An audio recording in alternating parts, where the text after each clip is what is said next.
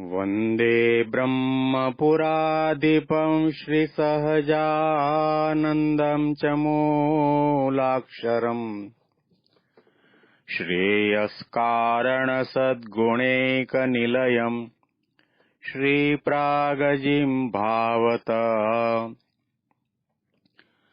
ब्रह्मोपासनधारकम् गुरुहरिम् यज्ञम् तथा योगिनम् प्रीत्येवम् प्रमुखम् महन्तमनिशम् श्रीजीस्वरूपम् मुदा। મહિમાનો મહિમા પ્રવચનમાળામાં સૌને સાષ્ટાંગ પ્રણામ. જય સ્વામિનારાયણ. સદગુરુ નિષ્કુળાનંદ સ્વામી 64 પદીમાં ભગવાન સ્વામિનારાયણના ઐશ્વર્યને, પ્રતાપને, કાર્યને, શક્તિને અદ્ભુત રીતે સમજાવી રહ્યા છે. ભગવાન સ્વામિનારાયણના યોગની અંદર જે કોઈ આવ્યા, કેટલાક પરોક્ષ ભાવે ભક્તિ કરતા હતા, કેટલાક મુમુક્ષુ હતા, કેટલાક માતાના ઉપાસક હતા, કેટલાક વ્યસની હતા, કેટલાક મહાપાપી હતા, અધમ હતા, નીચ હતા. આ તમામને એવી એક ભૂમિકા સુધી પહોંચાડ્યા કે એમને નિર્માની બનાવ્યા, એમને નિષ્કામી બનાવ્યા, એમને નિર્લોભી બનાવ્યા, એમને નિસ્વાદી બનાવ્યા, એમને ભક્ત બનાવ્યા. અને એમના ભક્તિ માર્ગની અંદર જ્યાં જ્યાં વિઘ્ન હતા, જ્યાં જ્યાં દૂષણો હતા, જ્યાં જ્યાં ખામી હતી, તમામ દૂર કરીને પરિશુદ્ધ ભક્તિવાળા ભક્ત બનાવ્યા, સંત બનાવ્યા. ભગવાન સ્વામિનારાયણનું મોટું કાર્ય કે પોતાના યોગની અંદર આવેલા સંતોને, ભક્તોને, નાના મોટા ભાઈ ભાઈને એકાંતિક ધર્મ સિદ્ધ કરાયો છે. ધર્મ, જ્ઞાન, વૈરાગ્ય અને ભક્તિ, આ ચારે ચાર ગુણો સિદ્ધ થાય ત્યારે એકાંતિક ધર્મ સિદ્ધ કર્યો કહેવાય. મહારાજ પોતે સભામાં બિરાજમાન હતા અને તે વખતે મહારાજે સંતો પરમહંસને કહ્યું, પ્રશ્ન પૂછ્યો કે હે પરમહંસો, તમે મને ભગવાન કેમ કહો છો? રામચંદ્રજી ભગવાને રાવણ અને કુંભકર્ણને માર્યો એમ મેં કોઈને માર્યો તો છે નહીં. કૃષ્ણ ભગવાને કંસને માર્યો, શિશુપાલને માર્યો, દંતવક્રને માર્યો, બકાસુરને માર્યો, ધેનુકાસુરને માર્યો, કેટલા અસુરને માર્યા એમ મેં કોઈ અસુરને માર્યા નથી. રામચંદ્રજી ભગવાને સમુદ્ર ઉપર પુલ બાંધ્યો, એવો કોઈ પુલ મેં બાંધ્યો નથી. શ્રી કૃષ્ણ ભગવાને દ્વારિકા વસાવી, એવું કોઈ પણ કાર્ય મેં કર્યું નથી. છતાં પણ તમે મને ભગવાન કેમ કહો છો? પરમહંસો ભગવાન સ્વામિનારાયણના મહિમાને બહુ સારી રીતે જાણતા હતા. પોતાની નજરની સામે ભગવાનના ઐશ્વર્ય, પ્રતાપ, સમાધિ પ્રકરણ, ચમત્કાર, કેટલા પાપી અને અધમ જીવોના જીવનનું રૂપાંતર કરી નાખેલું કાર્ય એમણે જોયું છે. એટલા માટે સંતોએ કહ્યું, મહારાજ,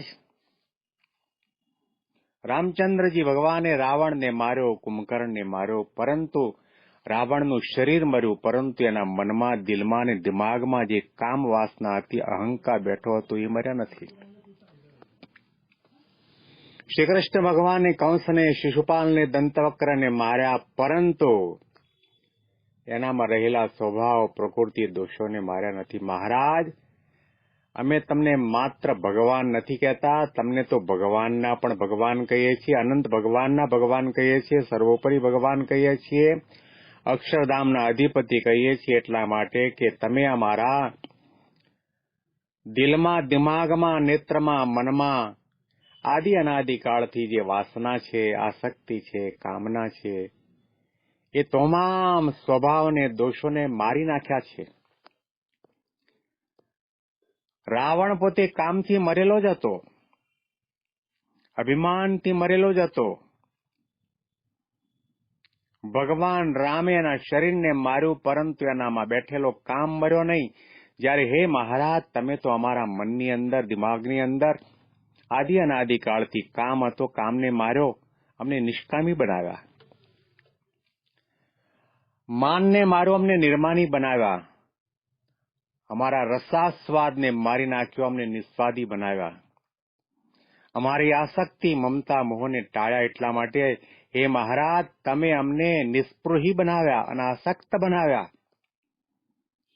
અમારા હૈયાની અંદર તમામ દોષો હતા. એ તમામ દોષોને દૂર કરીને જીવને બ્રહ્મભાવ પમાડીને ભગવાનના સાચા સંત બનાવ્યા, ભક્ત બનાવ્યા. એટલા માટે મહારાજ, આપ સર્વોપરી ભગવાન છો, ભગવાનના પણ ભગવાન છો. પ્રેમાનંદ સ્વામીએ પોતાના એક કીર્તનની અંદર બહુ સરસ લખ્યું છે કે બીજા જેટલા અવતાર થાય એ અવતારે ગુલામને માર્યા છે.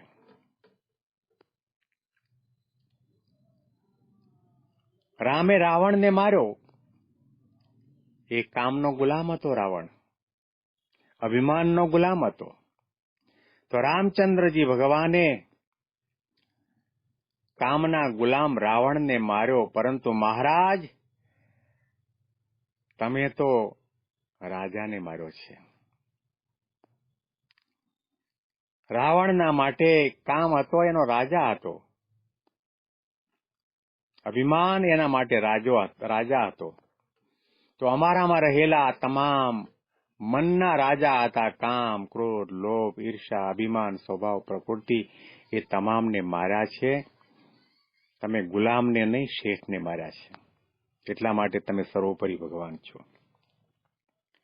અને એટલા માટે નિષ્કુળાનંદ સ્વામી 64 પદીના 34મા પદની અંદર ભગવાન સ્વામિનારાયણના કાર્યને, ઐશ્વર્યને, પ્રતાપને બિરદાવી રહ્યા છે. જેમ જીત્યા એ શત્રુ સમોહ, કામ, ક્રોધ, લોભ લઈ, સ્વાદ, સ્નેહ, મમતા, મોહ, તે તો દેખાડું કઈ. કામ કારણે કઢાવી લાજ, ક્રોધે બોલી બંધ કરી. લોભ ઉપર મહામુનિ રાજ, આવ્યા જાડે ફરી. સ્વાદે સૌ એકઠું કરી, અન્ન જળ નાખી જન જમે. સ્નેહે સંભારે નહીં સ્વજન, માનથી દૂર રમે. કાઢી રીસ કરી હડકાર, બીજા દુષ્ટ બહુ ડર્યા. કહે નિષ્કુળાનંદ નિરધાર, વેરી એમ વશ કર્યા. કામ કારણે કઢાવી લાજ, એ ગુમટા પ્રકરણ ચલાવ્યું. સંતોને આજ્ઞા કરી મહારાજે કે તમારે ઘૂમટો તાણીને ચાલવું. કોઈ વ્યક્તિ તમારો મુખ પણ ન દેખી શકે. તમારી નજર સંયમમાં રહે, મર્યાદામાં રહે. કામને જીતવા માટે મહારાજે જે ઉપાય હતા તે બતાવ્યા. મહારાજે કહ્યું કે સ્વાદે સૌ એકઠું કરી, અન્ન જળ નાખી જન જમે. મહારાજે કહ્યું કે સર્વેન્દ્રિયાણી જેયાની રસના તું વિશેષતઃ. તમામ ઇન્દ્રિયો જીતવી બરાબર છે, પરંતુ રસના ઇન્દ્રિયને જીતવી, વિશેષે કરીને જીતવી. કારણ કે જો આ સ્વાદેન્દ્રિય ઉપર આપણે વિજય પ્રાપ્ત ન કર્યો હોય ને ખાતા જ રહેતા હોઈએ તો શરીર પુષ્ટ થાય અને ઇન્દ્રિયો અને મન બળવાન બને અને ગમે ત્યાં એ ઇન્દ્રિયોની વૃત્તિ ફેલાઈ જાય. મહારાજે કેવું પ્રકરણ ચલાવ્યું. મહારાજે સંતોને કહ્યું કે તમારે મારી પાસે રહેવું હોય, મારું અક્ષરધામ જોઈતું હોય, મારા સાધુ તમારે કેવડાવવું હોય તો વિચરણમાં જાઓ, ગામની અંદર જ્યાં એક વખત ભિક્ષા મળે એ ભિક્ષામાં જે કંઈ મળે કપડામાં એનો ભૂક્કો કરી ગામની ભાગોળમાં નદી સરોવર કે કૂવો હોય કે તળાવ હોય એની અંદર એને જબોળવાનું, 10-12 વખત એ અંદરને જબોળવાનું અને અન્નની પોટલીને બરાબર વળ દઈને નીચોવાની. એમાં તેલ હોય તે નીકળી જાય, ઘી હોય તે નીકળી જાય, મીઠાશ હોય તે નીકળી જાય, મીઠું હોય તે નીકળી જાય, મરચું હોય તે નીકળી જાય, સ્વાદ માત્ર ચાલ્યો જાય અને એમાંથી એક સોપારી જેટલો ટુકડો લઈ અને કૂતરાની આગળ મૂકવાનું અને કૂતરું પણ સૂંઘે નહીં. પછી તમારે એક ગોળો ખાવાનો. આવું નિસ્વાધીપણું મહારાજે, મુક્તાનંદ સ્વામી તો એવા તૈયાર હતા અને મહારાજને રાજી કરવાની એવી તમન્ના, ઝંખના અને ભાવના હતી કે મહારાજ આટલા બધા પ્રકરણો વારંવાર બદલતા રહે છે, એક વખત મહારાજ એવી પણ આજ્ઞા કરે કે લીમડો વાટીને પીજો. તો એમણે એડવાન્સની અંદર લીમડાના પાંદડા તોડી વાટીને પોતે પીતા હતા. ભગવાનને રાજી કરવા છે, નિસ્વાદી બનવું છે. અને મહારાજે આજ્ઞા કરી કે તમારે જમવું. સંતોને ધર્મામૃતની અંદર આજ્ઞા કરવામાં આવી કે લાકડાના પાત્રની અંદર જે કંઈ આવે એ દૂધપાક હોય, કઢી હોય, બટાટાવડા હોય, પૂરી હોય, રોટલી હોય, શાક હોય, અથાણું હોય, પાપડ હોય, બધું ભેગું કરી મિક્સ કરી એમાં 2 ખોબા પાણી નાખી અને પછીથી જમવાનું. સ્વાદ તો તમારે પદાર્થનો નહીં પરંતુ ભગવાનની મૂર્તિનો લેવાનો છે. ભગવાને સંતોને આજ્ઞા કરી કે તમારે નિસ્વાદી થવાનું છે. કાષ્ટના પાત્રની અંદર જમવાનું. જે પાત્રને આપણે સમાજની અંદર રામ પાત્ર તરીકે ઓળખીએ છીએ. રામ પાત્ર આપણે જેમાં જમીએ અને થાળી કહેવાય, પ્લેટ કહેવાય, ડીશ કહેવાય, પરંતુ સંતો જે કાષ્ટના પાત્રમાં જમે છે અને રામ પાત્ર કહેવામાં આવે છે. એની પાછળનું કારણ, આપણે ડીશમાં, થાળીમાં, પ્લેટમાં પદાર્થને ખાઈએ છીએ, જ્યારે સંતો સંસારનો ત્યાગ કરીને ભગવા કપડાં પહેરીને બેઠા છે, ભગવાનનું નામ લેતા લેતા જમે છે કાષ્ટના પાત્રની અંદર. ભલે કદાચ બટાટા વડા હોય, દૂધપાક હોય, માલપુડા હોય, ઘારી હોય, ઊંધિયું હોય, પાપડ હોય, અથાણું હોય, પણ બાહ્ય દ્રષ્ટિએ પદાર્થ દેખાય છે, પરંતુ આધ્યાત્મિક દ્રષ્ટિએ, સૂક્ષ્મ દ્રષ્ટિએ કરીને સાચા સંતના પાત્રને જોઈએ તો સમજાય કે આ સંત છે, આ ગુણાતીત પુરુષ છે, ભગવાનના લાડેલા સંતો છે. એ કાષ્ટના પાત્રની અંદરથી પદાર્થ નથી જમતા.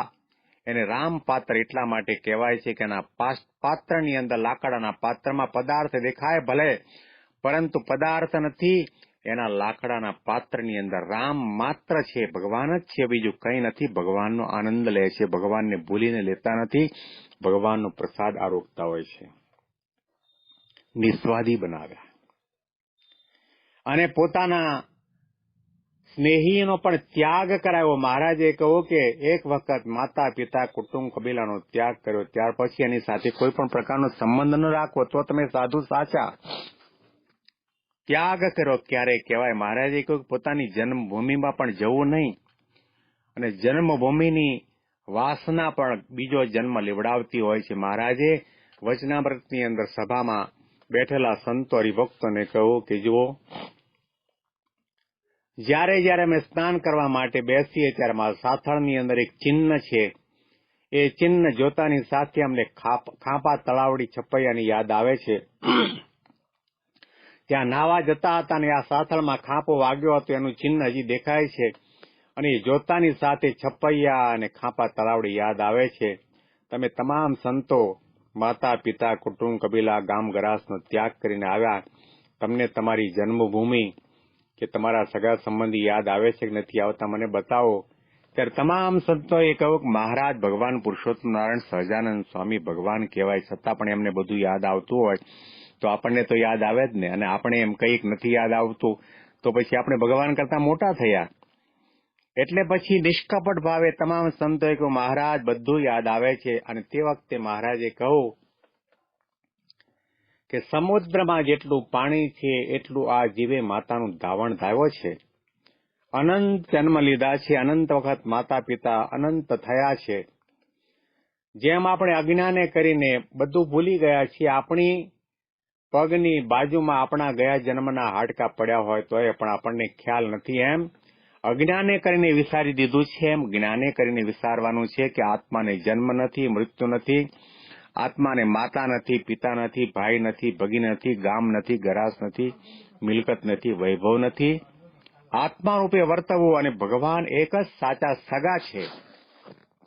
આવી પ્રકારની જ્ઞાન દ્રષ્ટિ કેળવવામાં આવે અને માતા પિતા ભાઈ ભગીની સાથે કોઈ પણ પ્રકારનો સંબંધ રાખવામાં ન આવે તો જ તમે ભગવાનને વરી શકો.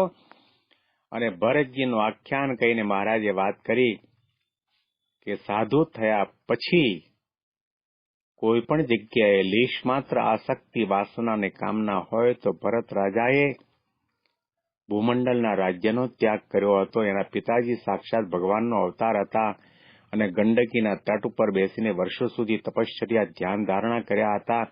પણ એક મૃગના બચ્ચાની અંદર હેત થવાના કારણે એને 3 જન્મ લેવા પડ્યા. માટે સંતો ક્યાંય બંધન ન થાય એનું જાણપણું રાખજો. એવી રીતે મહારાજે સંતોને ફરતા મૂક્યા અને મંદિરો કર્યા. મંદિરોની અંદર પણ સંતોની બદલી થયા કરે. 1 વર્ષે 2 વર્ષે મંડળમાંથી બદલી થાય. મહારાજ પોતે સંતોને કોઈ પણ જગ્યાએ બંધાવા નથી દેતા. આવું પ્રકારનું એક કાર્ય ભગવાન સ્વામિનારાયણનું. અને મહારાજે કહ્યું કે કહે નિષ્કુળાનંદ નિર્ધાર વેરી એમ વશ કર્યા. કોઈ પણ વ્યક્તિના જીવનની અંદર દુઃખ આપવાવાળા, અશાંતિ આપવાવાળા, ઉપાધિ આપવાવાળા, ઉદ્વેગ આપવાવાળા કોઈ પણ શત્રુ હોય તો પોતાની સાથે છે. કામ, ક્રોધ, લોભ, માન, મોહ, મત્સર, આશા, તૃષ્ણા, ઈર્ષા, અભિમાન, આ તમામ સ્વભાવ દુર્ગુણો આપણા શત્રુ છે ને આપણને સુખે જીવન જીવવા દેતા નથી. એટલા માટે મહારાજે સંતો અને હરિભક્તોને નિયમ આપ્યા અને આ કાર્ય એમણે એવું કર્યું કે સહજાનંદ સ્વામી રે ના પ્રકટ તયા સમે રે હે પ્રાણી કોઈ પામત નહીં ભવ પાર. પ્રાણી કોઈ પામત નહીં ભવ પાર. સહજાનંદ સ્વામી રે હે ના પ્રકટત આસમે રે. એ ભગવાન સ્વામિનારાયણ પ્રગટ થયા, આત્યંતિક કલ્યાણના દરવાજા ખુલ્લા મૂક્યા અને ભગવાન પુરુષોત્તમ નારાયણના ધામના અધિકારી બનાવ્યા. આવા આપણા ઈષ્ટદેવ છે, આપણા ભગવાન છે. એના મહિમાનો અખંડ વિચાર કરવામાં આવે, એના કાર્યનો વિચાર કરવામાં આવે, એના ચરિત્રોનું ગાન કરવામાં આવે, એના સંતો ભક્તોને યાદ કરવામાં આવે અને એના જીવનની અંદરથી આપણે પ્રેરણા મેળવીને આપણે આપણા સાધનાના માર્ગની અંદર આગળ વધી શકીએ. એવી પ્રકારના બુદ્ધિ શક્તિ બળ ભગવાન સ્વામિનારાયણ અને ગુરુહરિ મહંત સ્વામી મહારાજ આપણને સૌને આપે એવી એમના શ્રીચરણમાં પ્રાર્થના. મહિમાની વિશેષ વાતો આપણે આવતીકાલના પ્રવચનની અંદર સાંભળીશું. સૌને સાષ્ટાંગ પ્રણામ. જય સ્વામિનારાયણ.